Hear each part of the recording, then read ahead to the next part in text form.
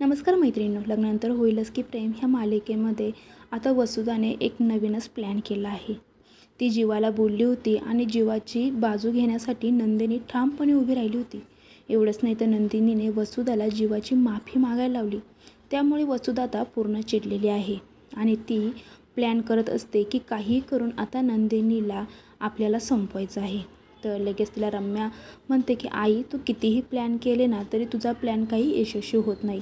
पण इथं आता वसुधा खूप तापलेली असल्यामुळे ती म्हणते नाही, आता एकच अशी नस दाबायची जेणेकरून कायमचाच या नंदिनीचा गेम झाला पाहिजे। कारण ह्या नंदिनीमुळे मी आतापर्यंत खूप काही सहन केले। या नंदिनीमुळे मला ह्या घरच्यांनी खूप खालची जागा दाखवली आहे। या नंदिनीलाच नाही मी जर ह्या घराच्या बाहेर काढलं तर माझं नाव मी वसुधा ठेवणार नाही। पण रम्या तिला खूप समजवण्याचा प्रयत्न करते, पण वसुधा काही रम्याचं ऐकत नाही आणि ती आता पूर्णपणे नंदिनीला मारण्याचा प्लॅन करते आणि नंदिनीला मारण्यासाठी ती आता कोणाला तरी सुपारी देणार आहे।